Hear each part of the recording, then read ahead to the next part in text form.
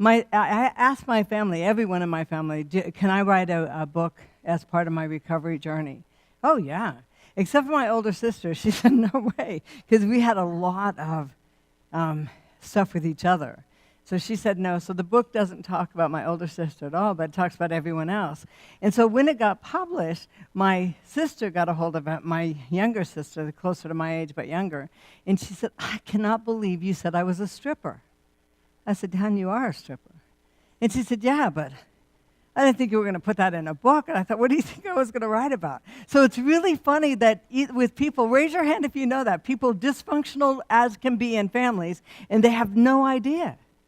They have no idea that people don't actually live like this or think like this. And so it is pretty crazy. But the first time I got a reality of that, people really close to me are more than likely also going to die in their addictions, is my mom's boyfriend got really sick. And he got sicker and sicker with his alcoholism, I mean really bad. And he had to drink every couple hours else he would just shake. He would shake so bad he couldn't brush his teeth. He couldn't really function. So he had alcohol hid all over the house. Does anybody ever do that? So all over the house. I mean, everywhere. You could lift up the top of our toilet, you know where the water is? And there would be alcohol in there. Because when he goes to the bathroom, he could just get some alcohol. And it stays cold in there. So, I mean, he just thought it was a perfect place.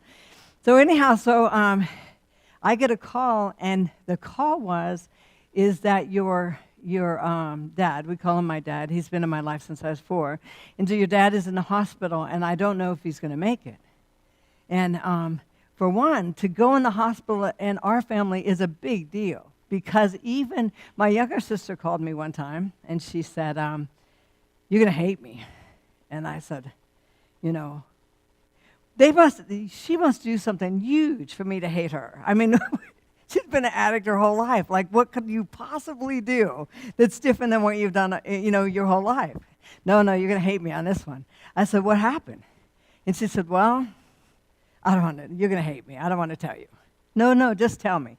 Well, your mom had a little backache. And I said, yeah? And she said, well, I gave her a little fentanyl.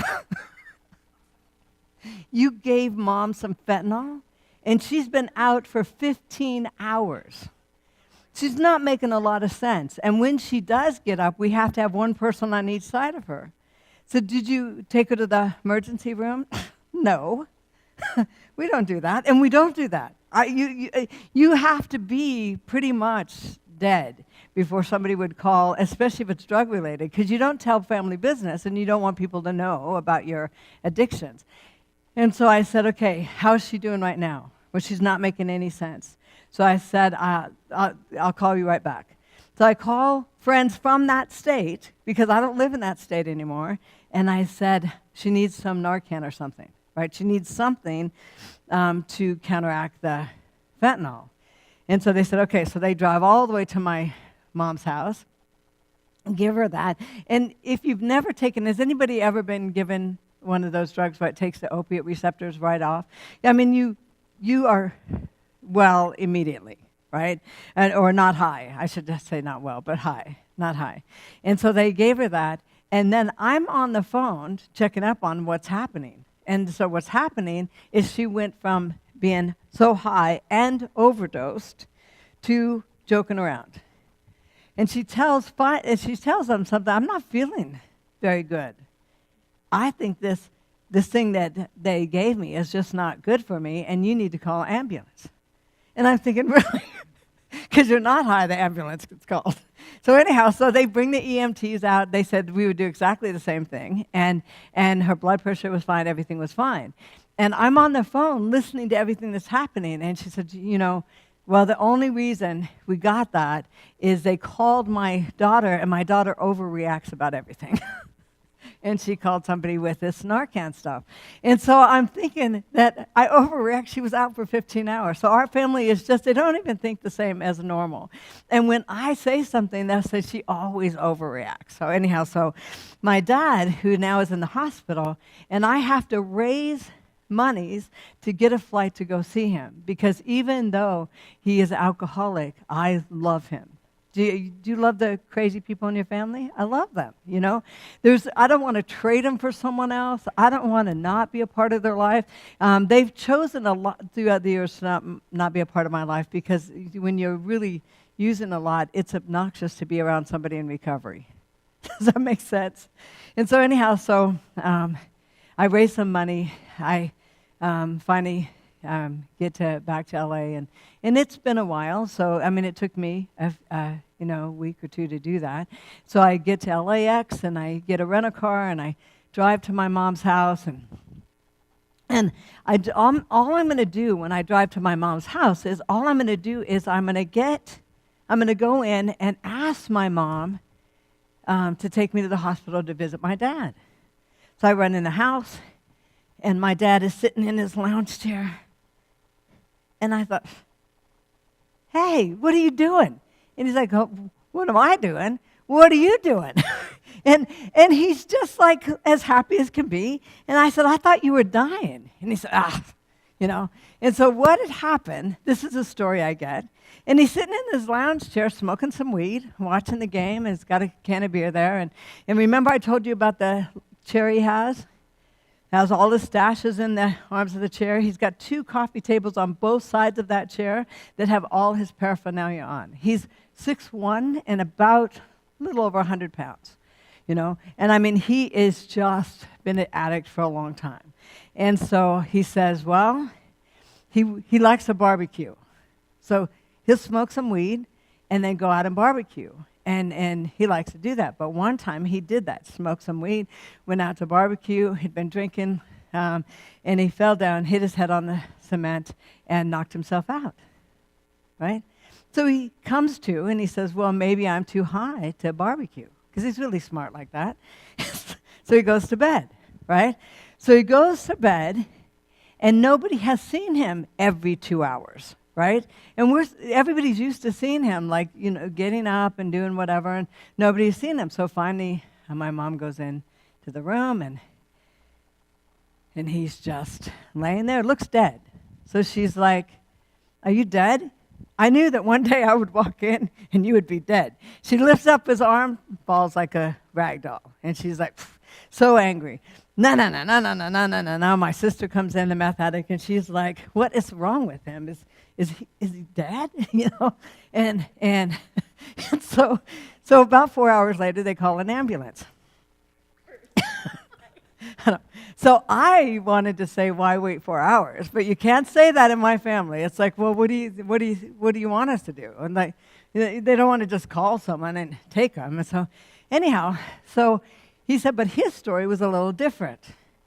His story was he fell down, came to, went to bed, and then he realized at one point that somebody was yelling at him about being dead, and he wants to yell back, I'm not dead! But he can't move. Trying to wiggle his foot, can't do it. So for any addict, I want you to hear this, how helpless this is. He can't wiggle his toes. So he remembers movies where you could blink once for yes and 2 for no. He tried to do that. And he couldn't do it. He couldn't blink. And he's like wanting to scream at everybody, I'm not dead. I'm not dead. But in his alcoholic delirium, because you can get real delirious if you don't drink and you've been severe alcoholic, he gets real paranoid, right? And his paranoia was, pretty soon, aliens are going to stop in and abduct me. So he's really believing that. And so now the EMTs come in with this bed. Don't let him take me! You know, and he's just beside himself, like, don't let him take me. And so he thinks it was the aliens. And he looked at me like he's telling me the story. He said, have you ever seen those kind of movies or those documentaries where aliens abduct you? They do some twisted things. You know what I mean? I'm thinking, no, I don't want to know. You're like, I don't want to hear it. So they, do sexual experiments on you and all that kind of stuff. And he's trying not to get on that gurney, but he can't wiggle his toes. He can't move at all. So they get him on the gurney, get him to the hospital. And in the hospital, when this kind of family drops you off at the hospital, do you think they tell the doctor that you might be alcoholic? You don't tell family business, right? So they don't say anything. In fact, they'll drop your butt off and leave, you know? And so he's now in the hospital, and it took him a while to realize that he's a severe alcoholic. And you could tell. He was 6-something and close to 100 pounds. And so anyhow, they realized that what he had, when he fell, he had a subdural hematoma. So he had to bleed on his brain, which caused all kinds of other stuff. And so they have to deal with the subdural hematoma, they have to deal with the bleed, they have to deal with all the stuff that's happening to him in his body. We didn't know before he went in the hospital, but because of all the cigarettes and smoking, he had cancer all through his esophagus and all kinds of stuff. So they find all kinds of stuff out, and when they deal with the subdural hematoma, they find out that his arteries going up to his brain are occluded or blocked off. 90-something% on one side, and about 30-40% on the other. Does anybody know what those arteries do? They help you to think. You know, they just help your brain to work. So what they went in, like a little roto-rooter, went in and cleaned those out. So he's sitting there going like, man, I feel amazing. And he's smoking pot, talking about how amazing he feels. And I said to him, if that happened to me, I'd be slamming carrot juice. You know, I'd be like, you know, and so he's smoking weed and drinking and just feeling like, man, I feel like a new person. And I said, man, that must have been scary. And he smiled, almost like a little kid that is going to get ice cream. And I thought, what are you smiling about? No, I'm not going to tell you. I said, no, tell me. And he's like, no, I'm not. And then all of a sudden he smiled and he says, look what they gave me at the hospital. They had a whole jar, a whole little bottle of pain meds. And he's happy as can be. So he's like, this is amazing. And so with my family and addictions, even when I tell these stories, they'll look at me like, why do you have to tell these stories?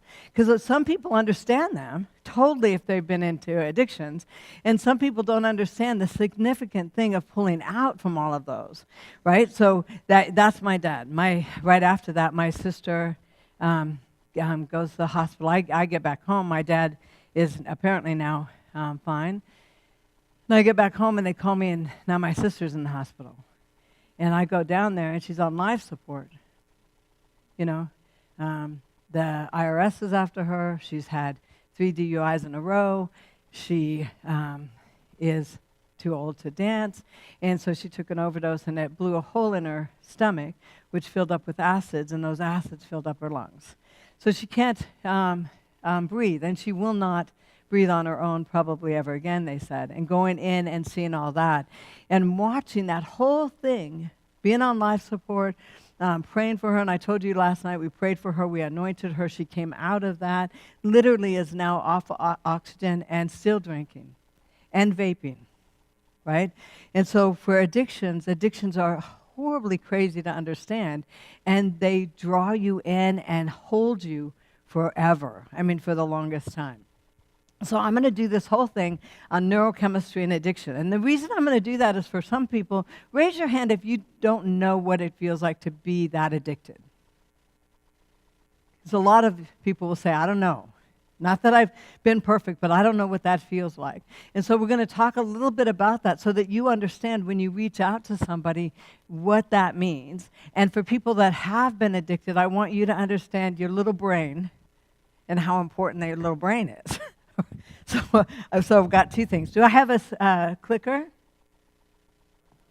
Oh, nice. So restoration, is it possible? Individually, is restoration possible? Is it possible to clean up and have a normal life after addiction? Right? Everybody says yes, and it is. And so that's the premise that we're going to go on, is it's possible. So how does that happen? And so one of my favorite authors is Brene Brown, and she says a deep sense of love and belonging is an irreducible need of all people. We are biologically, cognitively, physically, and spiritually wired to love and be loved. When those needs are not met, we don't function as we were meant to. We break, we fall apart, we numb, we ache, we hurt ourselves, and we hurt others. So the bottom line of most addictions is that sense of not belonging.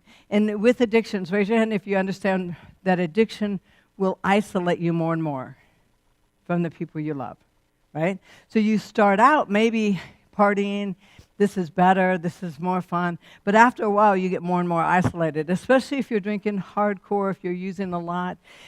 Then instead of me, let's say you are my best friend, so instead of being best friends, I realize that your brother's a dealer. So pretty soon I could care less about this friendship, but I really want to be in your life because your brother's a dealer, and my love relationship is with the drug, right? So I stop having people in my life, and I start loving an object or an event, and the people are used, right? Instead of using the object or an event and loving the people. An addict switches those around.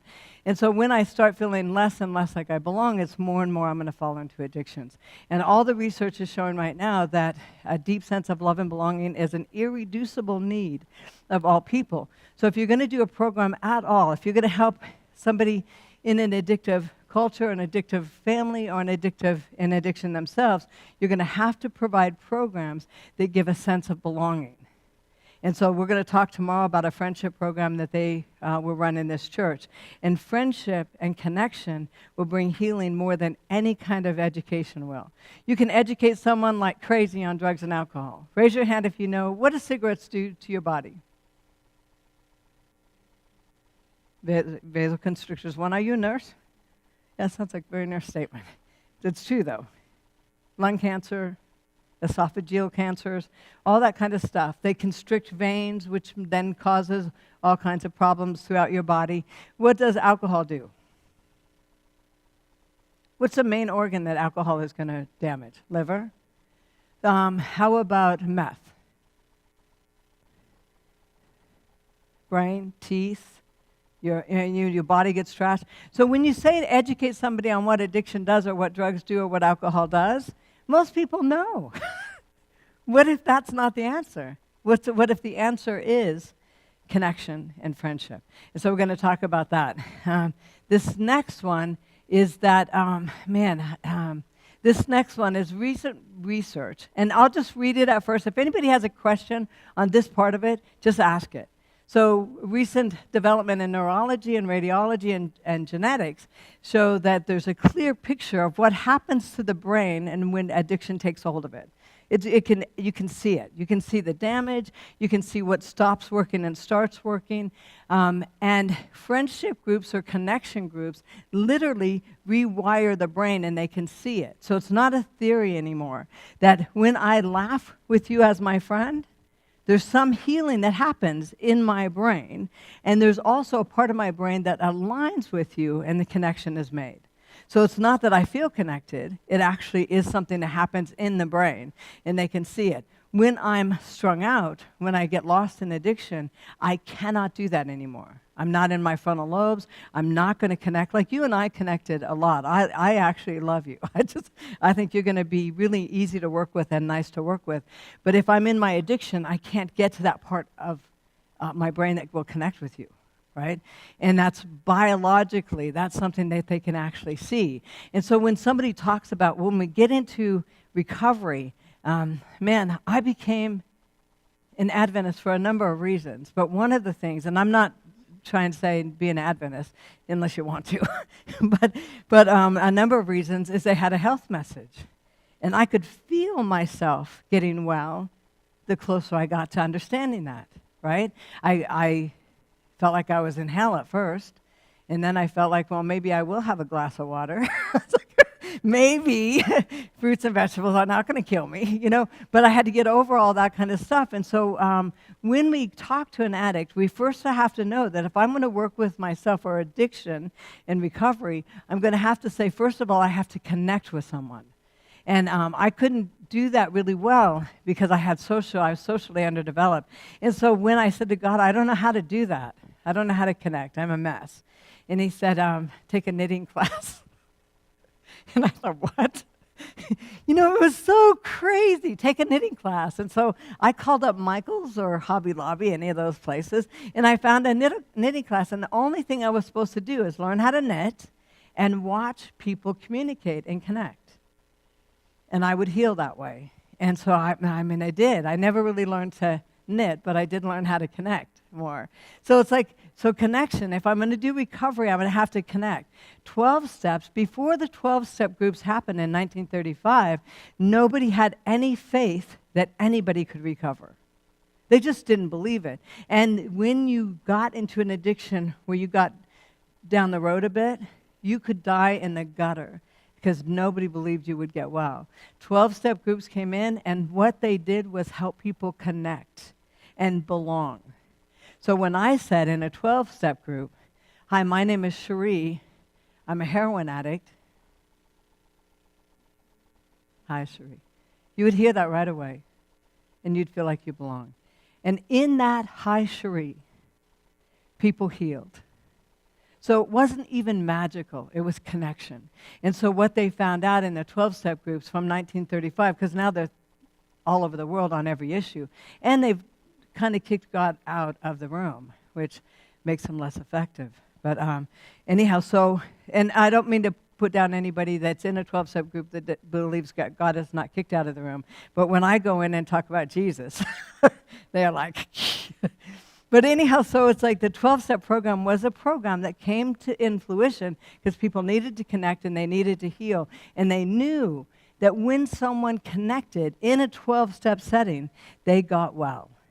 When they said, "There's a higher power that can restore me to sanity, and I'm going to turn that over. I'm powerless now with whatever the addiction is." And they started to really start to study recovery in a different way. So today, through CT scans, MRIs, and other high-tech tools, we are able to look deep in the brain, monitor biochemistry of perception. How crazy is that? And emotion, sanity and sickness, compulsion and addiction, healing and recovery. We can actually watch that happen.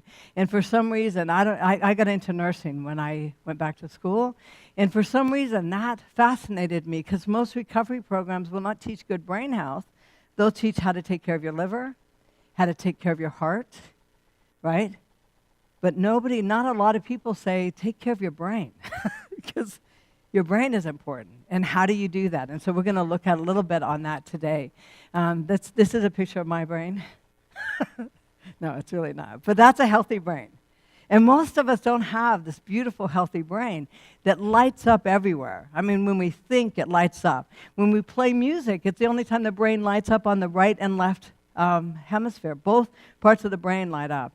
When I show a picture of are you close to your grandma when you were little?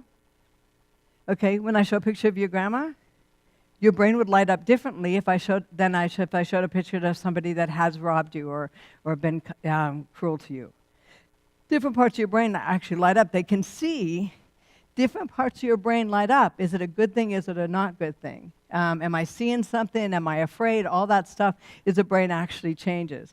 And so addiction definitely robs you. Addiction changes the brain, which I know that's crazy to say because everybody knows that. Laying down neural networks in chemistry, encouraging to repeat harmful behaviors. So just like if you look at a canyon and a flood comes through a canyon, and the water goes down the easiest track, right? And that track gets deeper and deeper and deeper. And in the brain, it's the same. You get into an addictive rut, and that addiction causes you to think differently, be differently, behave differently, and really act out compulsively in areas that you wouldn't even struggle with before, but the brain changes. It's very harmful. Compulsive behaviors, all addictions, even if they don't involve alcohol and drugs, create the same effect in the center of the brain. So 70+% of addicts have never done chemicals, alcohol or drugs, but they're hardcore addicts. Gamblers, right? Somebody's gambling. What is their addiction? Anybody know? Power. That sense of power, of being the man or the woman, that sense of being able to throw money at a table, that sense of, and it's, somebody says a sense of winning. Not true. Because if winning was the payoff, then they would stop gambling if they won.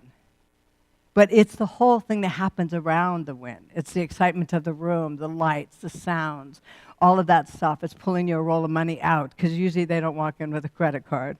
They walk from table to table or whatever with cash. And so it's all of that kind of stuff. And the addiction is not chemical, and it's not alcohol, or it's not drugs. How about device addictions? They can watch the brain shut down the longer you're on your device. Literally stop working. You work in one area, and that area is firing like crazy, but your frontal lobes are silent, right? And they can watch that.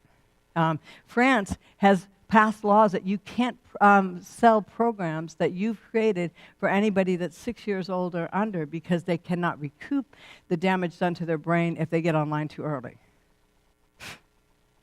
Crazy stuff. So they create the same effect. So whether it's a sexual addiction, no, drugs are not involved. Gambling addiction. How about workaholism? Anybody a workaholic? Right? So workaholism doesn't seem damaging until you ask anybody in their family, because they miss you, right? That your payoff is somebody saying that you don't even know, hey, good job. That's the payoff. You know, the project came out well. They couldn't have done it without you. Nobody else is going to do it, so I'll just do it. You know, so workaholics will do whatever. And so with most addictions, the drive to addictions is a mood change. I don't feel good right now. I want something that will change my mood, right? And I'm going to give you a scenario. I'm in my living room. My husband's been gone on a trip. My daughter's being a jerk. And I'm just depressed. And then all of a sudden I think, wait, there's a gallon of ice cream in my refrigerator. When do I start to feel better? Right then. No, I don't even have to eat it. I haven't even got a spoon in my hand yet. And I think, ooh, I'll survive tonight. And I start walking to the refrigerator. I haven't eaten. I haven't done anything to change the chemistry in my body, but just the thought that there's ice cream in the refrigerator has got me. How about anybody a spendaholic? Don't look up, I won't call you out. Okay, so spendaholic. When you're feeling bad, I can get dressed and go to the mall. Right now, I just go online, but I could go to the mall, right? And I feel better as soon as I get dressed and I'm going to the mall. I put something on that I like. I could have bought that shirt 5 times already, but I buy it again. There's clothes in my drawer that still have price tags on them. There's things that I've hung up that I've never worn, but I feel better. My credit cards are maxed out, but I feel better. So spending addicts will feel better. They haven't drank, they haven't used. They literally get that mood change by spending, mood change by eating, mood change by starving, mood change by going online for porn, mood change by thinking about, this guy was an alcoholic, and he was disrespected at work. And one time, he just had enough, right? And he said, you know what? I'm done with this whole recovery thing. On Friday, I'm going to go get off my face. I'm literally just going to drink until I don't know my own name. And he said that on Wednesday. So when did he start feeling better? Wednesday. Hasn't drank a thing, though, right? So Thursday, he comes to work, his boss is on him again, and he smiles like Friday's coming. And he feels better. So most addicts are looking for a mood change. If something didn't give you the mood change, you wouldn't do it, right? So you have to have the next thing, the eating disorders, all the stuff you put in your body when you're bulimic causes your own chemistry to shift, and you get addicted to yourself. Cutters, the same. You get something that gets thrown in your body. It's like a heroin. It's a painkiller. Your body thinks it's hurt or dying, so your body goes to fix it. After a while, you have to cut deeper more often because any addiction is progressive.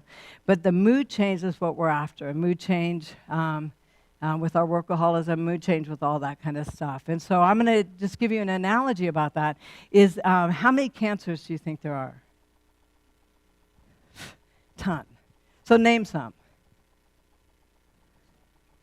Esophageal cancer? Breast cancer? Which one? Yeah, bone cancers, leukemias, lung cancers, brain cancers. I mean, you have all these skin cancers. There's all these different cancers. But there's one thing in common with all cancers, and that's a cell that's out of control. All cancer, doesn't matter what they are, right? With all addictions, the thing that's in common is I want a mood change. I don't want to feel like this, right? So when you start working with addicts, if you know I want a mood change, what is it that you are moving away from? What is it that you don't want to feel? Whether it's boredom, whether it's pain, whether it's depression, whether it's not, whatever it is, whether it's trauma. So the mood change is the thing that happens. This little kid, doesn't he look adorable? So his mom was invited her mom over, so Grandma comes over, and Grandma says, have you ever had a chocolate cake? And this is a little Adventist kid. He's had broccoli. That's all he's had forever. So he gets a chocolate cake, and he's like, woohoo! I love you! I love this cake. Look at his little eyes. He's happy as can be, right? But if he's had trauma in his life, even that may stimulate him to chase that happiness, right? So I'm not saying chocolate is bad, which it probably is bad, but I love it. But what I'm saying is that addictions can start really early. The more trauma you have, the more you're pushed into an unsafe place, right? So when something works, remember when I said I was 11 years old and I took my first drug, and 27 minutes later, I felt better. I couldn't trust anything in my life, but this drug, I could tell you exactly when it would kick in, and it was faithful every time. And so with our addictions, trauma is related. Addictions are interactive. One addiction can trigger, replace, or heighten another through measurable biological processes in the brain. So you can see it happen. I was blown away by this information. You could just see it happen, right? So even though, like one addiction, there's three kinds of highs in the world, right? And so one is an arousal high, like a meth addict. Like, I want to be powerful, all powerful. And if you don't listen to me, you are listening to me, right? And so a meth addict or somebody that's into that power addiction, they are loud, they're obnoxious, they want to be right in your face. If they're alcoholics, they're loud alcoholics. They're just like, and so that arousal addiction, if I get arrested for meth and they're going to drug test me, I'll switch over to gambling. Same kind of power, same kind of high, but you can't test it in my blood, right? So instead of feeling like, I feel like I'm in recovery, but actually I'm now doing porn, I'm now doing meth, I'm doing something else that is just the same kind of feeling in my body, but I can switch in that category. The next category is a saturation or satiation addiction, and that's mine. I'm empty, I want to be full. Right? So heroin did that for me. I could nod off and just dream for hours, right? Slot machines. I just pull a lever 1,000 times. I could sit there for hours, right? Win or lose, it didn't matter. I felt alive and connected. I could escape into anything, Valium, pot, anything that is going to be like a sponge. Like I'm like a sponge, I could drop in water and it just sucks up. Like there's a hole inside me and I somehow need to fill it. Eating disorders, where I could just fill that up. Have this empty place. So somebody that's a satiation or satiation addict will look for those kind of things that will give me that kind of relief. The next one is a hard one, I think. It's a trans addict or trans, saying that the first one, I want to be seen. I want to be all powerful. I want to make sure that you are looking at me. If you're not looking at me, if you're not paying attention, I'll get louder and I'll get more in your face. The next one is I just want to disappear, right? The third one, the trance, is I don't want to be at all, right? First one is I want to be seen. Second one is I don't want to. I just want to be full. And the next one is I don't even want to be here. So I'll find a mask that I could put on, and that mask may be education. I may overeducate myself. Have you ever met with somebody that says I have like 3 masters and a PhD? Do you have a life?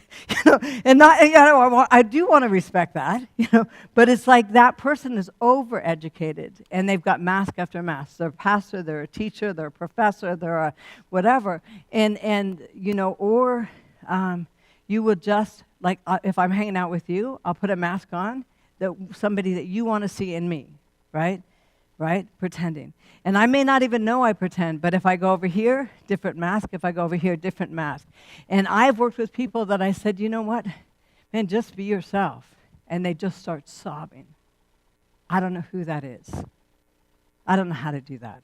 So a trance is I will be anything that anybody wants. I'll be whatever I need to be in order to survive. I'll put mask on after mask after mask. And it's really tough to find that person will leave from one addiction to the next, but they don't. Recovery is tough because when you say just be yourself, they don't know what that is. They've never known what that is. And so the process of healing is very exciting, incredible, but it's also very scary. Because will I like the person I am? And most of the time I have to say, yes, you will. So trauma, whether it's physical, sexual, emotional, changes the brain, chemistry predisposing the addict to compulsions. So any kind of trauma. They did a study a few years ago, and they found out that every addiction that they studied, everybody they studied with addiction out of control had trauma. And so it's called the ACE study. And so they started using it, ACE's research in schools. They started using trauma education for people that were working with addicts and other people in recovery. And so the ACE study said that if you're looking at just the drug, you've missed the whole thing. Because people don't lose control of their life without trauma. And somebody says, you know what, I'm hardcore alcoholic, and I don't have any trauma. My parents were fine, everybody was fine. But then raise your hand if you understand when I say cultural or generational trauma. Anybody? So you may have trauma that it is not your personal trauma, but it's been handed down through cultural trauma. My great-grandmother, fell in love with a jazz singer in London. And so my family is from Wimbledon. And so she fell in love with him, and the family said, if you leave with him, don't come back. And she left. Ended up drinking, ended up probably sad because not having a family, became alcoholic. A few of her children became alcoholic, and it just passed down. And when I say passed down to me, passed down to my family, but that trauma passed down to all of us. And so that's an easy trauma compared to some people that have this cultural generational trauma. But it changes the brain and starts compulsive behavior. Talk and self-help therapies are effective in changing how people think, behave, and working a friendship or 12-step program can heal the brain in observable ways. So the friendship program that we're going to do a class on tomorrow, whoever wants to come, please come, and I'll teach you exactly how to do it. And if you want to even be leaders, I'll show you how to do it. It's so simple. But all you are going to do is teach friendship, right? So what they're saying is friendship does more healing for people than anything else. Connection and friendship. When somebody can say out loud, my name is Cheri, and I'm an addict, and someone says, man, just that. I can feel it now, and I am not an addict anymore. Well, in a sense, I can be addicted to chocolate cake and all that stuff. If I don't watch myself and do my program, I can fall into a lot of different addictions. So I really have to watch that. So when I say I'm not an addict, I just laugh. Some people don't like saying I'm an addict in recovery, but I'm a sinner that has been saved by grace, right? If I walk away from that grace, am I a sinner? Absolutely. So I think that for me, I'm always careful with how I say that. So working a 12-step program can heal the brain in observable, predictable ways, guiding it through processes of physical restructuring, and they can see it. I just want to impress on you that somebody with the right machine can watch your brain heal. Watch things start firing like they're supposed to.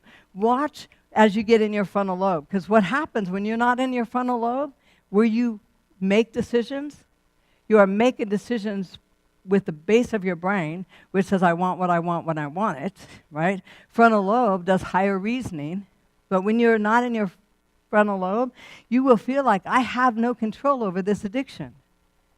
And I want to tell you, research says you're absolutely right. If you are not in your frontal lobe, you have no control. So good brain health gets you back in your frontal lobe. You can make decisions and actually be successful at keeping those commitments that you've made to yourself.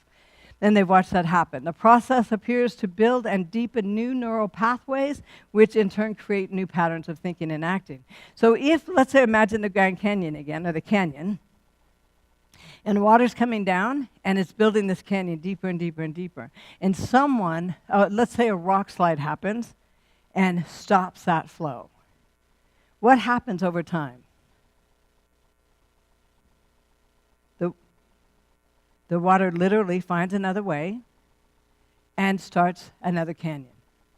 So your brain is like that. You damage an area in your brain will rewire and do another pathway, and you start building up that pathway, and it will be healthier, right? If you don't do anything, it will just do all that compulsive behavior, all that twisted thinking, and you will stay on this track forever. But the track is not your destiny. You can literally step away from that and rewire and restructure your brain. Through how? If nobody answers this, I'm walking out. Connection. I just want to say that again. Connection. Connection with each other is the first step. Connection with God. Connection with each other. Starting to feel like I belong somewhere is the first step in any recovery. It's not, stopping your drug. Has anybody gone to the movies? If you go to the movies, what do you need? Popcorn? You're funny. How about a ticket? You're like, popcorn. You need some candy. So you need a ticket to go to the movies, right? Is the ticket the movie? What does the ticket do? It gets me into the movie. So abstinence, or stopping the drug or drinking or whatever, is not your life, but it gets you into your life. So it is like half of the first step. It's not even the goal. The goal is to have a life, right? So when I'm abstinent and I can step into my life, then there's work to do. I don't know how a life looks. I didn't even know what I liked on my wall of my house until I was in my 30s, well into my recovery. And I thought, well, you know what? I might have a picture for that wall. And then I thought, what if somebody doesn't like it? So I didn't put it up. So all of those things are learned behavior. What if I want that wall to be a teal instead of beige? Do I have the right to paint the wall in my house? I didn't think I did. So once I stopped using, I had to learn all that stuff. What's my favorite color? I remember one time I'm brave enough to put the picture up, and my husband says, "What are you doing?" It took me years. I'm putting this picture up. And he said, "You don't even know where the stud is." And I said, if I knew where the stud was, I would have married him. You need to leave me alone. I was just mad, right? I was like, it took me years to put this picture up, and you're going to call me on not knowing. I don't even know what you're talking about. What is a stud, And so then he had a little machine he bought me for Christmas, I think, that I can go over the wall and find where the stud is, right? But all of those things are the next step. But the ticket to get me into even doing those steps was abstinence, right? It wasn't the journey. It's not my life. But it allows me to get into that. And so when you start taking care of yourself, be gentle on yourself. And abstinence is important, but it's not the only thing important. The next steps are important. Getting a life that you don't want to escape from. What a gift. No, laughing out loud in my own skin. What a gift. So recovery to me is the most incredible thing. Advances in genetics have also deepened our understanding on addiction and recovery. If you are a child of an alcoholic, I hate this. If you're a child of an alcoholic, your brain is different than everyone else's. So raise your hand if you have a different kind of brain. Child of an alcoholic, your brain is different. So what's different? I wanted to find out. Because if my brain is different and I don't have a chance to be normal, please tell me that now, because this is work. I don't want to work hard. If I don't have a chance to be normal, just give me another drink or give me some heroin, whatever. But in my DNA, my dopamine strands are shorter than other people's dopamine strands because of my genetics, right? So knowing that, I need to do things that are healthy that increase that dopamine strand. So I have a mountain bike. I did 100 miles on my road bike around Lake Tahoe with 4,500 other people, and had a blast until I got to mile 87, and there was a 7-mile incline. I just knew I'm not going to make it. I've done 87 miles, and I'm not going to do the rest because there's no way. And my husband came up behind me. Come here, stand up for a minute. Came up behind me, put his hand on my back, and he said, just trust me. Got close to me and pushed me up the hill, him on his bike and me on my bike, until we got to the top. And I just thought, how could you not love this guy? But it's all of those things that will happen that I need that dopamine to be a little bit elevated because mine is a little bit shorter. I don't like to say I'm an artist because I'm not very good at it, but I run art groups. I did art therapy in hospitals for years, and I love working with color. It's very healthy for me. And so as I'm thinking about my brain and that lack of dopamine, is I get it through the arts. I have 6 horses. I used to have 9, but I have 6 horses. I do equine friendship therapy with people. It's amazing. When I feel really bad, I can get on a horse and take it to the state park, which is 20 minutes from my house, and walk in and out of the waterways and that kind of stuff on my horse. I can't even breathe. It's so cool. But my dopamine is increased. And so what I have to do is, some normal people may not have to do this as much, is I have to do things that will increase my dopamine and increase that sense of feeling good about myself and belonging. And I can't just wait for someone to do that for me, because what if they don't? I got to figure it out. So know that when somebody says, but you don't know my whole family are alcoholics, I do know that. I know what that means. I know what a struggle that is, but I also know the way around that. The way around that is increase your dopamine levels. Recent science has taught us, that one of the slides are out. So what they found out is that every cell of your brain can be damaged by addiction, whether it's chemical or not chemical. It changes your chemistry. Every cell could be damaged. But what they found out is that the way we're made is every cell could be healed, which I think is amazing, every cell. So recent studies have taught us, however, that the potential for healing and recovery is in your very cells. As you start taking care of your brain, as you start doing that kind of stuff, you literally can bring everything back online. And if there's damage to the point where you've done some real damage, you have to remember, just like a rock slide in the Grand Canyon, it could cut off the water in this way, your brain will rewire and go this way. And so just figure out what is going to work for you, because it may be the arts, it may be music, it may be writing, it may be getting out and taking walks every day, it may be that kind of stuff, but your brain wants to heal itself. There's one study that I think is really incredible. This one. Has anybody seen the rat studies they did with addictions? So they put a rat in a cage, and they put 2 levers. One is food, one is cocaine. And so they waited, for the rat to push a lever. One rat pushed the lever for cocaine 7,500 times and was dead the next morning. Didn't try the food at all. Didn't try food or water at all, right? So they did that to another rat, and another, and another, and another. And they did it for years. I think it's the craziest thing. I tried to find some crazy rat pictures, because if they did it for years, wouldn't we have some crazy rat pictures? This is the craziest one I could find. But anyhow, they had electrodes on the rat's head. They were looking at his brain, and they were putting one rat after another in this. And they would wait until the previous one died, but they would just do these studies over and over and over. Spent millions of dollars on these studies.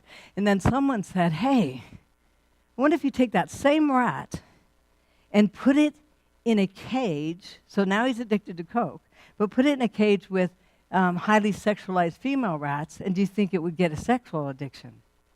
And I thought, oh, they should have called me. Handed me $1 million, I would have said, yes, absolutely. But they did the study. So they took that little strung-out rat, put it in a cage of female rats, and the rat ended up with a sexual addiction. And they did that for years. I'm thinking, are you kidding me? Don't you have anybody with a brain on your staff? Because I would have said, that's what's going to happen. And so then somebody finally said, and I thought this was the most incredible thing, somebody finally said, what if you take that same rat and put it in a healthy environment? That's not going to work. No, just try it. Take that same rat and put it in like a rat utopia, like a little park. A lot of green, a lot of healthy rats, right? Things to do, that kind of thing. And they took that same rat, dropped it into a healthy environment, and that rat that was strung out cleaned up and started doing well. So I'm telling you, all the research is saying a sense of belonging and connection is more healing. Remember when, anybody here go to Vietnam? Okay, in Vietnam there was a lot of heroin use. And they were so afraid at the end of that war, when people were coming back, that they were so afraid that they would come back in their community and there would be heroin addicts everywhere. I mean, beyond what they could even deal with.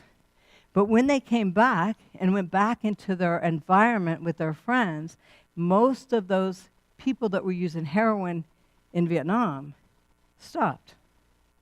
Why is that? Huh? No. Most of the Americans that were strung out came back to the U.S., and they didn't continue their addiction. Why is that? There was heroin in the U.S. Yeah. I'm a heroin addict, so you can't tell me that.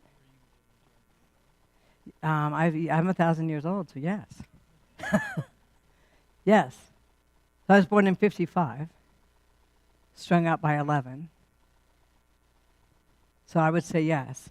And so what was crazy is what they found out in the research they did. Not everybody cleaned up, but most of the people coming back to the U.S., when they went back to their communities, back to their families, heroin was not even a part of that, and they cleaned up. And so they were saying that they didn't have all of the users in Vietnam didn't continue being users in the U.S. And that shocked people. But environment is so important. When somebody has a place to go, like if we have a church and we have things to do like knitting classes or cooking classes or, we're going mountain climbing or hiking or whatever, you provide for the community some connection activities that are healthy anytime. And so anyhow, so I don't want to lecture on that because I think that I've got like a soapbox that I stand on with that one because I think that we should be busy 24/7 every day. Not one person, not just the pastor. Because you know what? When I first became in the church, anything I wanted to have done, I'd just say, go, Pastor, we need to do this, and then I'd walk away. I realized a pastor needs tons of help because he cannot do everything or she cannot do everything. So safety in the brain is one of the most important recent findings, is that safety is a essential prerequisite for healing of the brain and creating successful recovery. If I don't feel safe, if I don't feel accepted, if I don't feel like I belong, no matter what you do, I will not clean up, right? I have to honestly feel I belong here. right? My brain then starts feeling safe and starts to rewire itself. But you can't fake that. You can't tell the brain you're safe when you don't really actually feel like you belong. You can't pretend that you are safe when you're not. So safety in the brain, they find out, is one of the most important things. Only when the brain feels safe can it optimally restructure itself. It needs to know that it is being understood and empathized with. So it's not education will change somebody, but a real sense of belonging. When I first came to a church, I went to camp meeting, and they were doing a class on witnessing. Has anybody been to a class on witnessing? So I was like homeless, right? And so I'm now looking like I'm not homeless. I walk into camp meeting. I'm sitting in the class. And at one point, I just felt my face wet. I felt tears on my face. And somebody said, "What?" And I said, "Do you even like them?" Because they were teaching witnessing to people like me, like what I was, but nobody talked about liking them or believing that they'll actually heal. And so I thought, man, witnessing is more than just giving a Bible study. You know, do you actually care about this community? Do you actually care about these kids? I've met kids. I've held a 2-year-old prostitute in Thailand, you know, being bought and sold every single day. Do you care about that? I've worked with child soldiers in Rwanda who have been kidnapped. They've forced to kill their family, given rifles and drugs, and put in a war that was not even theirs, and they're tiny. These are children. After the war is over, they're dumped on the city streets, strung out, and with no skills. Do we care about them? You know? The Red Cross went in and said, we're going to put a house for them to live in. And as soon as somebody from the Red Cross told them what to do, they killed them and they all left, right? And so what I thought, what we need to teach them job skills. You finish this program on how to run this computer, on how to do these programs, and get a job, and I'll give you the computer. You don't have to come to class. You don't have to be here. I'm only teaching Bible study if that opens up. And it was successful. That is successful. And so being able to really start to connect and allow that connection to happen, you'll see recovery in ways that are unbelievable. But you can't come in and just put rules down. You will do this. You won't do this. We don't tolerate that here. That language is not appropriate here. That kind of thing, you will not be effective. I was a speaker at Loma Linda. I've been a speaker there, but I was a speaker at Andrews University. And you know, who brings a heroin addict in recovery as a speaker at Andrews? It's just ridiculous. So I'm the speaker for Health Week. And so they said, would you go into a class and work with the social workers? You know, just like have a workshop. And I said, yeah, that would be fun. Anybody go to Andrews? Okay, so I was excited. And as a drug addict in recovery, homeless, I'm like saying, God, only you could do this. I'm like thrilled. So I get to the class, and I said, what chapter are you on? And they said, oh, we're doing group dynamics. How cool is that? And when I did my nursing license, when I actually went back to school, group is my specialty. I mean, I really believe connection and group and all that stuff. So I said, what chapter? You're doing group dynamics. So let's just pretend that we're in group, right? Let's say you be the facilitator. I just got sent to the group, and you have a co-facilitator. And so we all sat down, and they did an icebreaker. I got up and threw my chair, and I said, you think that my life is a game? You're going to play a game? I'm not surviving this. And I started cussing my head off. Like, F you, and no. I mean, I was cussing like crazy. And the teacher at Andrews went, is this a speaker? Please don't even tell me that's the speaker. And so then I stopped, and we all got back into class again, and I said, what would you say to this person? Right? I've thrown my chair. I've cussed. I've got right in the leader's face. What would you say to them? Well, I would say that language is not appropriate here. And I said, really? This person's life is at stake. They may not survive it, and you're offended by their language? So in a world where it's so crazy we can't be offended by their language. And if they hit me, I would have to definitely put boundaries. And I would have to get that person in a place where their language would improve, because it is this kind of setting. But, we're trying to step into a world that, they're not going to feel understood if you do that to them.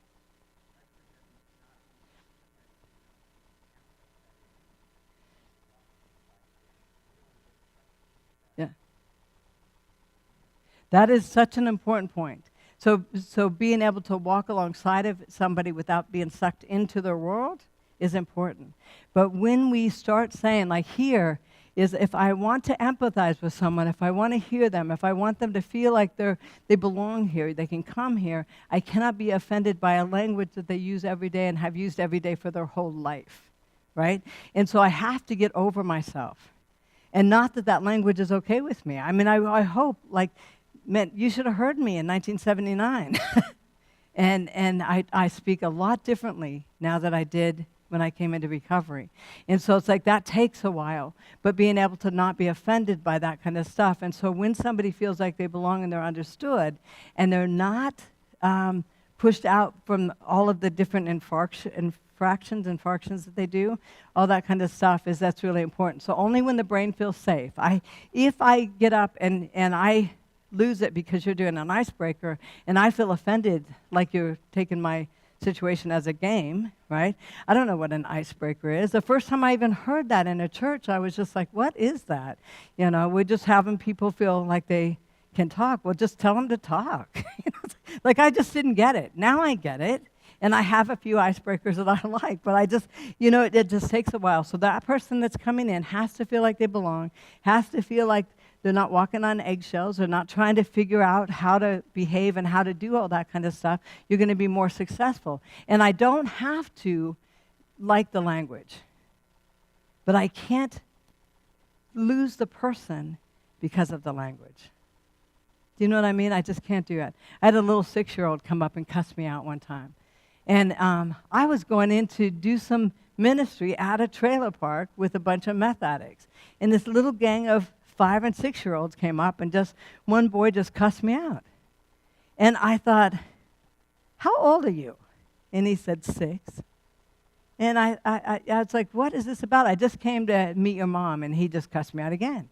And what I realized after a while is he thinks I'm a social worker, that I'm going to remove him from the home. So what if I would have told him, man, that language is not okay, right? He thinks I'm going to remove him from the home. I left, and I just prayed like, God, what are we going to do? I don't know how to reach them. They are so damaged and so protected, and they've been moved and in foster homes and all that stuff. What do I do? So I was invited, I never even heard of this before, to be a speaker at Adventist Horsemen's Association. Has anybody heard of that? So it's a camp meeting, but everybody brings their horse, right? So they called me, would you be a speaker? And I said, I don't even have a horse. I've never been on a horse, right? And they said, well, we'll have the vet bring one for you, right? We'll teach you. And so I get there, and it was Leo Scriven, which that's a whole sad story, but Leo Scriven was a friend of mine, and he was the other speaker. And they gave me a cowboy hat, and I said, hey, I have a cowboy hat, but I don't have a horse. And when I told the story about the kids, people donated 9 horses to me so that I could work with these kids. 9 horses. And I said, I don't have a place for horses. And this one woman that was a trainer for her whole life is dying of Huntington's chorea, can't even swallow anymore, is having difficult, her name is Marilyn Chambers, but can't even hardly swallow, has a difficult time communicating to me. And she says something. I had to call her husband over to interpret, but what she says is, I'll watch the horses until you find a place. And I said, but I'm not even looking for a place. And she just smiled. And 3 months later, God gave us a horse ranch. And then next time, I went to that community and I said, does anybody want to learn to ride a horse? All these little hands went up. And so from the time they were cussing me out to the time where they could actually get on a horse was a whole different thing. So just be careful on knowing that you've got to figure out in ministry or in a church, you've got to figure out what connects you. And it has to be real. If it's not real, you will not be able to fake it. You will not be able to convince somebody that you care about them and care about their community, care about their recovery, if you don't care. Because damaged people are hypersensitive. We're hyper aware. We can pick up on all that stuff. We had to pick up on that to save our very lives sometimes, to not be raped, not be molested, not be in unsafe situations. I have to know when your mood changes, I have to know so I can fix it or be safe, right? So we pick up on everything, and it's a curse, right? As soon as we can stop doing that, it's so much better. But you won't be able to fake it in front of them. So make sure when you do ministry and outreach that you're doing ministry and outreach to people that you actually care about. If you don't care about them, there's just categories of people you can pick. I mean, just find one that you like. This is my tribe. And, it's really interesting. I went to 3ABN to give my testimony one time, and years and years and years ago. And I was being interviewed by Danny Shelton. I don't know if anybody knows him. So I'm being interviewed by the president of this station. And I said, you know what, one of these days, I just want to have my own ministry. But I just don't have any funds. And he says, how much would it cost to run your own ministry for like a year? And I thought, I think it's like $25,000, which that's really low. But that's what I said. And so during the time we interviewed in a house, and the end of the show was on a porch. So everybody went out on the porch and ended the interview on this porch. And before the cameras came back on, he just handed me a check. And I looked at it, and it was for $25,000. And I thought, what is this for? And he said, well, to run the ministry. And he sent me a check for $25,000 for 10 years, every year. Somebody said, what does Cheri do for 3ABN? Oh, she doesn't work for 3ABN. She works for God. And so it wasn't even saying that you work for us. I mean, I've worked for them over the years. I've had 27 years of media ministry with 3ABN, Dare to Dream, and Hope, and Faith First in New Zealand. So I got into that kind of ministry, but it was that one thing where somebody said, hey, what would it cost? And so I have learned to love the very people that opened their door and said, come and eat with us, come and hang out with us. And that's what you have to find your tribe. The thing that is really hard and really amazing is giving up on being perfect and begin the work of becoming yourself. And that's true for any addict. That's true for any church person. That's true for any of us, is that we try to be something else. And God said, I can use you more effectively when you figure out who I created you to be and step into that. Because who I created you to be is enough. It's enough. And your passion, when God says, I will give you the desires of your heart, and you don't even know what those desires are, it's really tough. But when you start becoming yourself and you understand what are the desires of my heart, what can I do? Like, I can't believe, and I'll end with this because we've been going on for a while. Let me make sure I'll end with this, that there's nothing else. I got a gig years ago, and it was so cool for me to have this gig because I'm going to SoCal Camp Meeting. Has anybody heard of that one? SoCal Camp Meeting in California. And so I go to SoCal Camp Meeting, and the other speaker is Mark Finley and some other folks, right? And I'm like, there's no way. I'm not following Mark Finley. I'm just not doing it. And I'm like, I never take notes. You know, doing the PowerPoint is really new in the last 5 years. I have a creative director that says, you need some pictures, right? So I never hardly do that, and I'm nervous, and I thought I better get a dress, because I as an abused kid, I just don't feel comfortable with dresses. I just feel too vulnerable. I don't know if that makes sense to anybody. But anyhow, so I'm going to get an outfit and a dress, and I went to the store, and I found a dress that was my color. It was so beautiful and on sale. I thought, this is a God thing. So it was on sale. It was my color. It would just fit really well. It wasn't too tight or too loose, and that was just gorgeous, right? And I thought, that's amazing. So I got it. And so now, if I fail horribly following Mark Finley, I'm going to be cute doing it. So I have this dress, and I'm nervous, and I'm getting ready to go up. And Mark Finley is just done, right? And we pass each other, and I'm nervous just passing him. I mean, it's Mark Finley, right? And he says, man, I'm glad I don't have to follow you. And I thought, what does he mean by that? And I was just vexed. I'm like, what does that mean? But they're calling me. I want to say, what did you mean by that, right? And so anyhow, I get up there, and I'm nervous. But as soon as the Holy Spirit hits, it's about God. It's not about you. And so I just and it was brilliant. And I don't want to say that I was brilliant, but God was brilliant. I mean, it was just an amazing presentation. And I get down, and there was a gay guy off to the side, and he's like, come over here. And I thought, what? No, come over here, And I thought, what? No, come over here.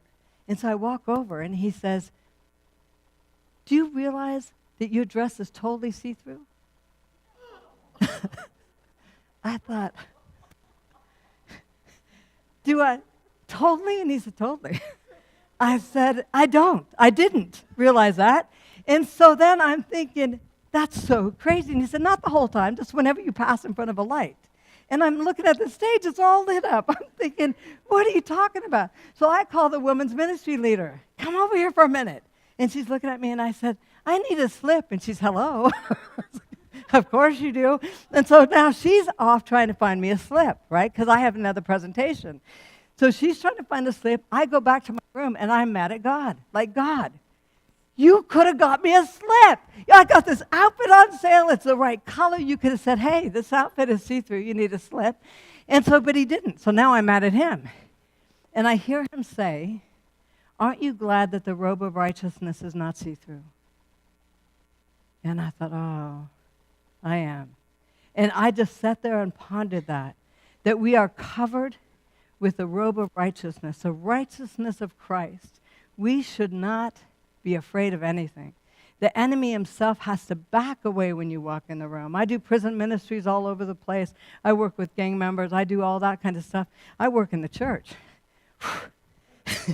So all of that kind of stuff. And I'm not afraid. And I'm not afraid of who I have been and who God is still working on me to become even closer to him and give up even more things, because I'm covered by the righteousness of Christ. Right? And so being able to first know that you are covered. There's nothing that the devil can do to you that's not covered by the righteousness of Christ. And he just said, trust that. And as you trust that, and you get a sense of belonging in the very presence of God, your brain will heal. Safety happens. It's just, people think that it's a good scientific thing. No, it's a good God thing. God says, when you heal, when you feel safe in my presence, when you feel loved and belong, you actually will heal more and more. What the devil tends to do is scare us. You can't heal from this. Nobody will love you if they knew this. You still struggle with this. I mean, all of those kind of things that the enemy says, but God says, don't listen. In Isaiah 57, remember, I know all that junk, and I will heal you anyway. Right? I know everything about you, and I will change out your filthy garments and clothe you with light. So God says, don't let the devil scare you, because I know all that, and you are my child. I rip the curtain so you can come into the Holy of Holies and stand in the presence of God, right? And so we have to get that, because we have to get that to the point where we feel safe in our own skin, and the joy of the Lord becomes our strength, regardless of the circumstances around us. And when we feel that, we have something to offer someone else. And so the healing or the recovery stuff is so important. So restoration, is restoration important for the individual? Can it happen? Can God restore me? Can God restore you? Can God restore the church? Is it possible? Some people have all kinds of crazy things that they believe about your churches. Man, this is your Father's house. I don't care what anybody's doing. That when I walk in, I'm walking into my Father's house. Is there drama in here? A bit. Is there addictions in here? A bit. Is there contentions at times in here? Do people offend in here? Yes. But what is God thinking? He said, I'm restoring the temple of God. I'm restoring the house of God. And you are part of those stones, right, that do the restoration. So I don't even look around at the damage anymore, and there is damage. I've seen it over the years. I almost got disfellowshipped one time. And the pastor comes in and says, I'm sorry, but we're going to have to disfellowship you. And I said, what does that mean? And he said, well, we're going to, ask you to leave.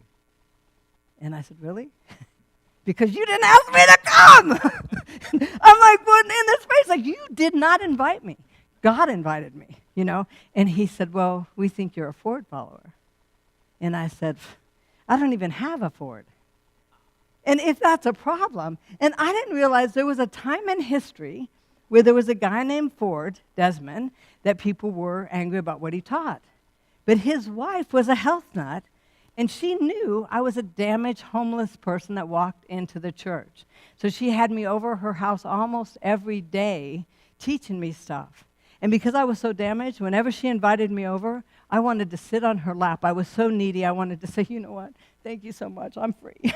I'm coming over. And it was so healing for me, absolutely healing. But I didn't realize there was a lot of drama with him and all over the world, right?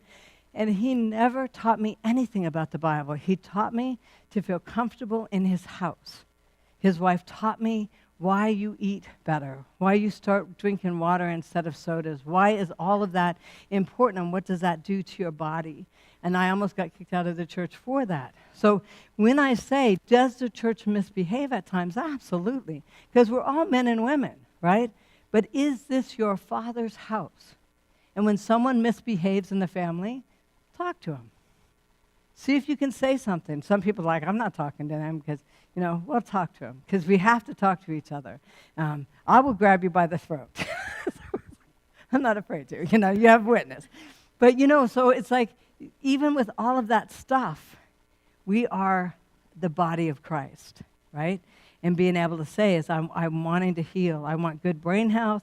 I want to understand my community better. I want to heal my own stuff so when I step into the community, people will buy. Can I ask you something? Come up here. Jason. Oh, Justin, sorry. I said Jason, and then I remembered Bieber, and I thought, no, this is Justin. All right. So,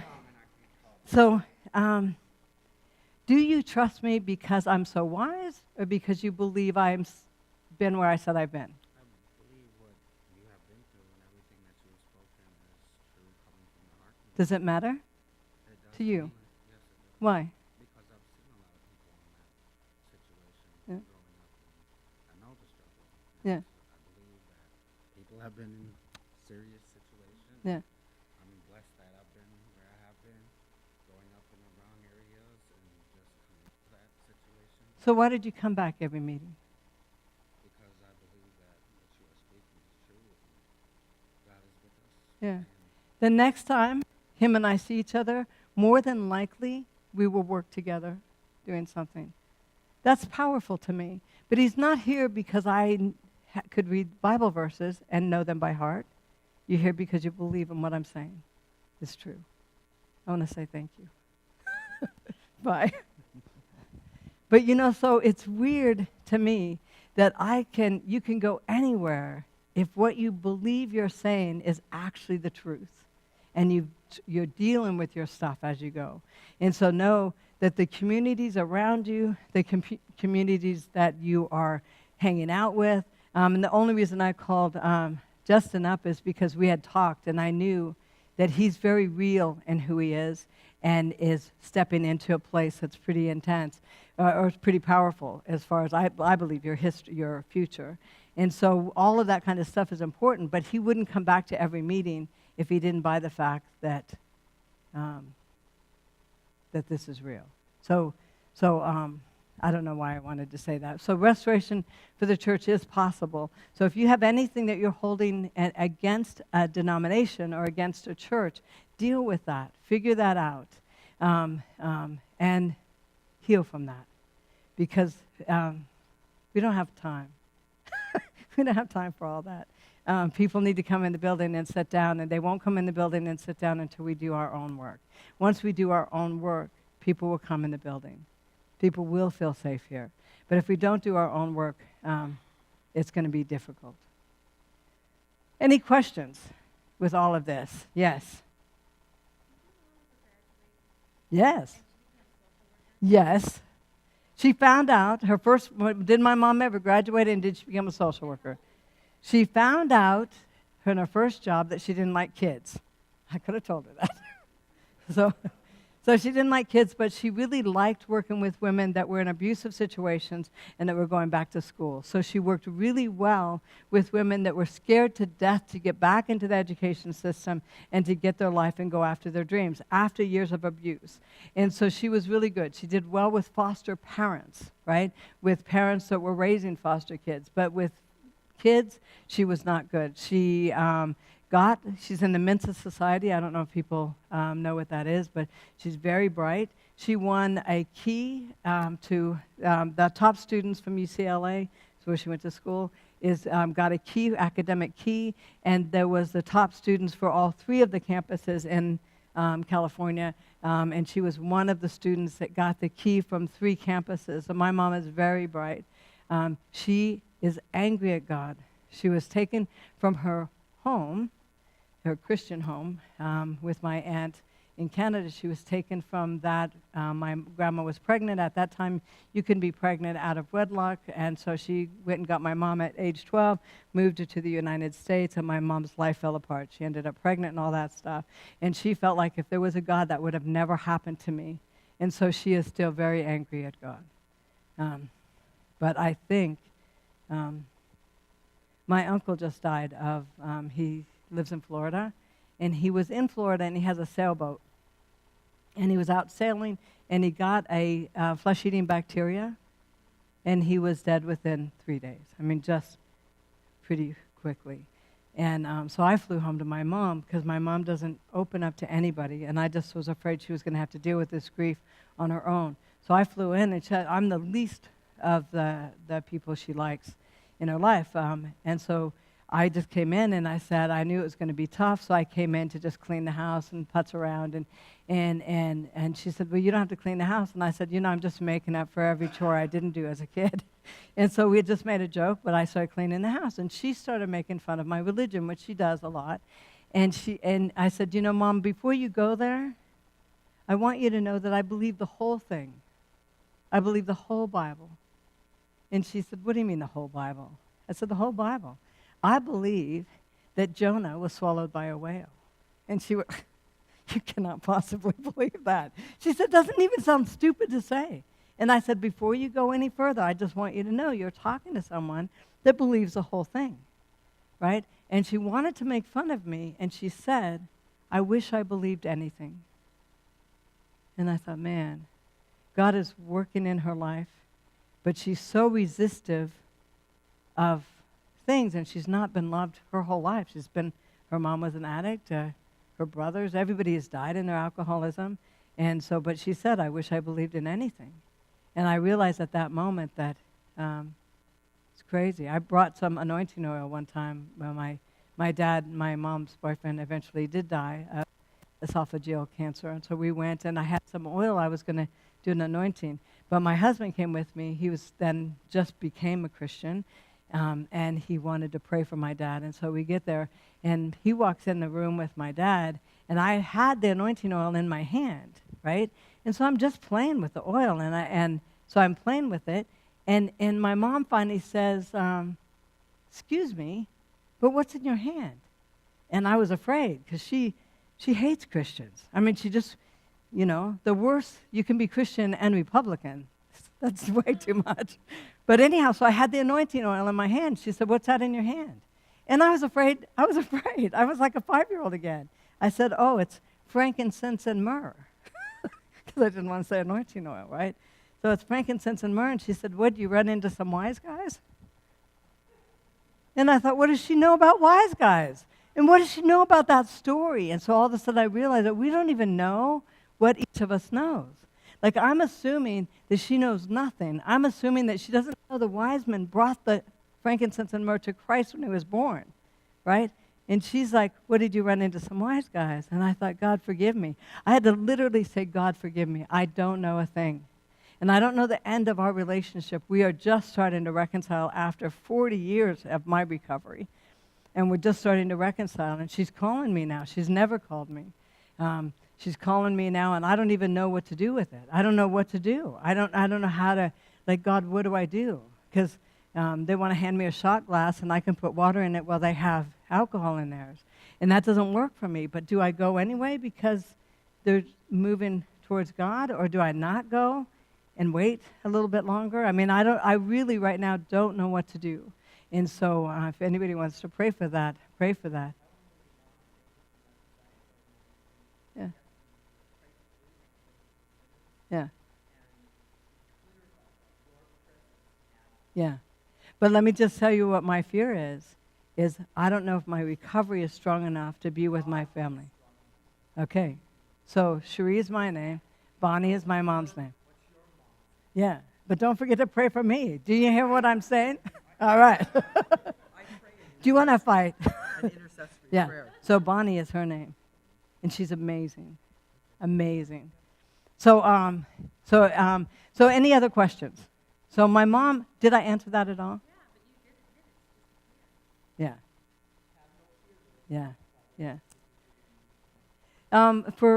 Is anybody a drug addict or alcoholic in recovery? So there's some places in your recovery where you're dying to belong, and my family is one of them. And so I can stay for a certain amount of time and for a certain amount of drugs and alcohol on the table, and then I have to protect my recovery. And so that's where you can pray for me. Because when I get to that place, my fear is I don't want to lose what I have. And I want to belong so much. And I mean, they literally will drink and smoke and be high by 10 and 11 o'clock in the afternoon. So I either go to bed early, I rent a hotel, and I don't stay in the house. Yeah. But I love every one of them. They are funny and amazing, bright, but a mess. Yes. Yes. Yeah. Yeah. Oh. Oh. Because the Greeks, they'll have some really good, nice. Yeah. Well. Yeah.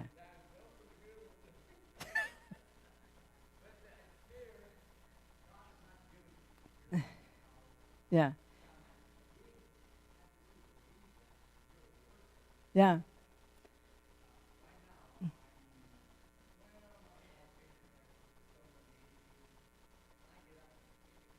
Yeah. So let me just tell you about the fear. One of the things that's interesting to me is that for years and years and years, no one wanted anything to do with me, right?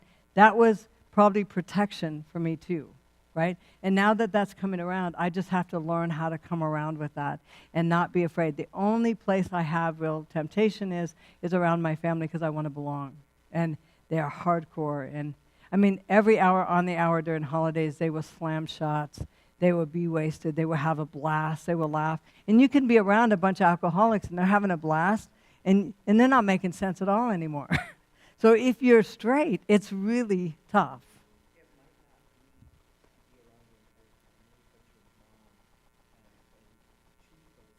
Yeah.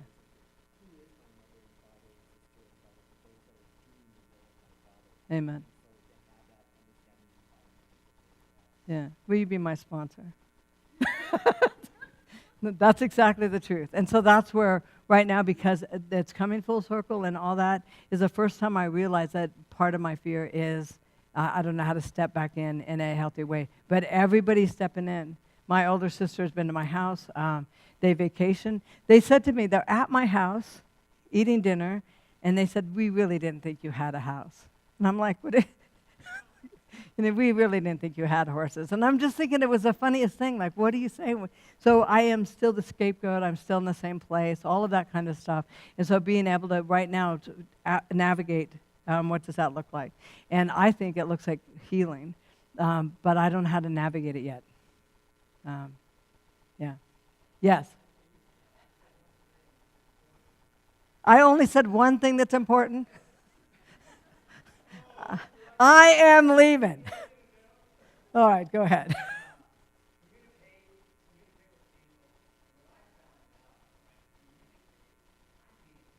Yeah.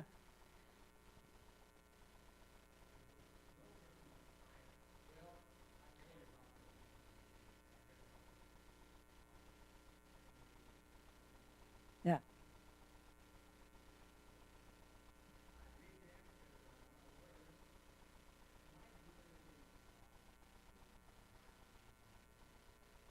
I think if you are the light of the world, you are walking in a room, you're doing something for God. Yeah. So sometimes we think it's more complicated than that. You're the light of the world. You've got the Holy Spirit in you. I mean, to me, I used to think it was more complicated. And God said, you're the light of the world. Your community, your family, your... anybody else?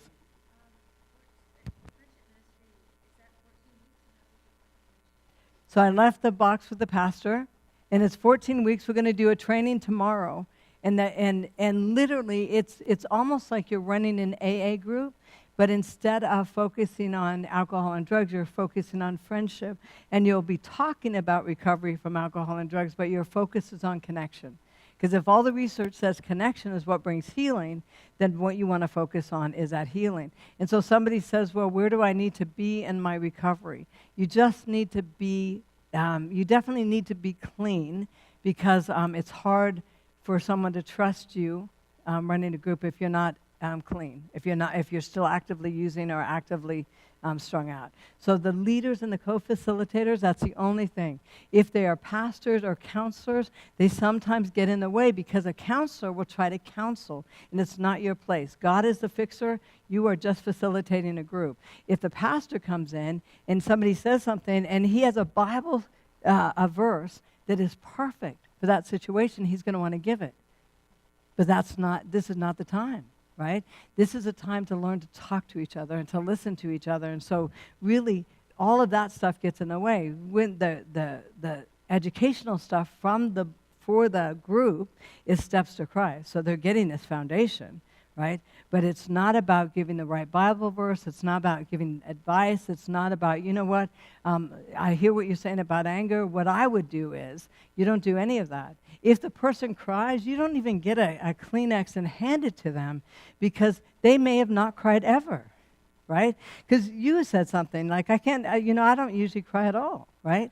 So let them cry. If they want a Kleenex, have it available, but let them get it. So nobody enables anybody. It's just a time.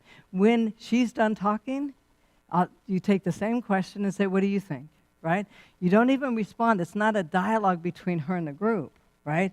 It's just that she gets to say what she needs to say, and you go to the next person. And week 5 may be a really incredible moment for to deal with something she's been dealing with, right? But nobody's tried to direct that healing. That has been the Holy Spirit and God. And you don't direct it. You don't try to force it. You don't try to give insight. You don't do any of that kind of stuff. And so it's a 14-week program on connection and friendship.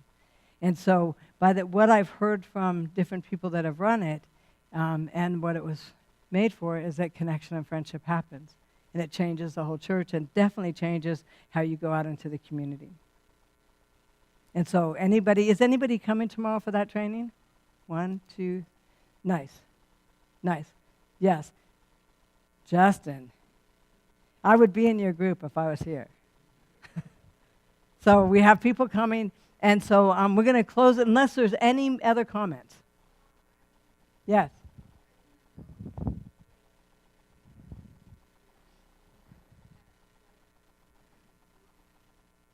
Say it again.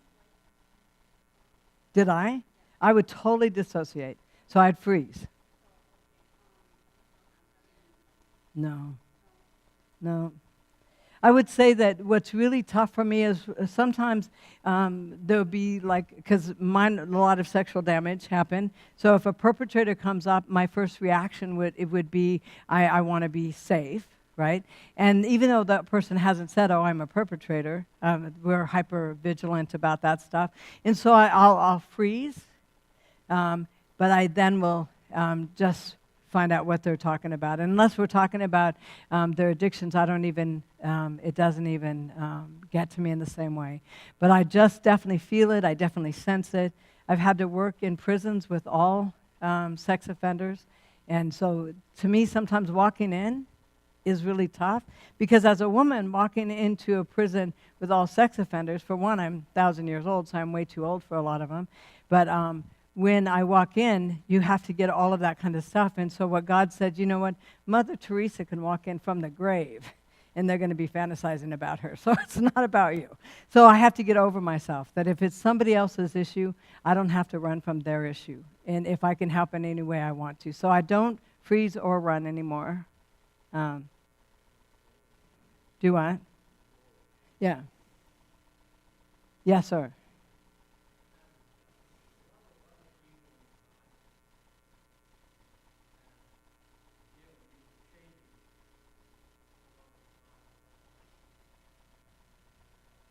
Has changed me? Yeah. Every single time when I tried to find out from God, like, how do I know it's you? How do I know? How do I know? Because I don't know what love feels like, and I wasn't raised around that. I wasn't connected to mom or dad. And so what God said is, every time you laugh with someone, every time you feel love, every time you see something like a flower or something growing and you say, isn't that beautiful? Every time you feel that, you have felt God, right? And so he literally had me looking at other things.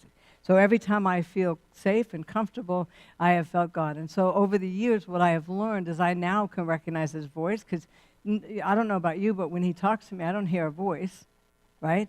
But I know it's God, because I've recognized how he communicates with me.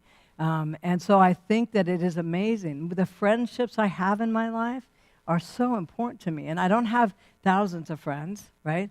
I have a few friends, and they're important because the connection is important. So it's like all of that is incredibly healing. So even when someone says, I can do recovery on my own, I tell them, be careful, because we don't do anything well on our own except for use. You know what? That's the only thing we kind of do on our own that we can protect our addictions. But anytime you connect, anytime you laugh, anytime it's healthy, you have, I think, felt the presence of God. Anybody else? Okay, Pastor, you want to close? All right. And I won't get up and take the mic from you. So do you want to do the anointing tomorrow when we're fresher? Or tonight? Okay. All right. So anybody that the pastor and I will do anointings after all this, after the prayer. If someone wanted to talk with you, and are you available? Okay. Father in heaven, Lord, we want to thank you, Lord, for your ever-present love. Lord, I pray that each and every one of us will be able to experience that communion, that fellowship with you in our lives, whatever it may be, in those quiet moments, in the beauty of a flower, whatever it is. Lord, that we can have that connection with you is what's most important, but Lord, we also want to be connected with one another. You've given us these relationships to have, not only to strengthen us, but to give you glory and to help one another. And so, Lord, we pray today that your power in us would be healing and restoring. And we give you the right to move in our hearts and minds, Lord, to do the work you need to do, that we might be able to be help to those around us. I pray your blessing upon each person here, Lord. We ask that your Holy Spirit would fill us all, that your angels would go with us, and that you would bring us back again together tomorrow. In Jesus' name we pray. Amen. Amen. Thank you for coming.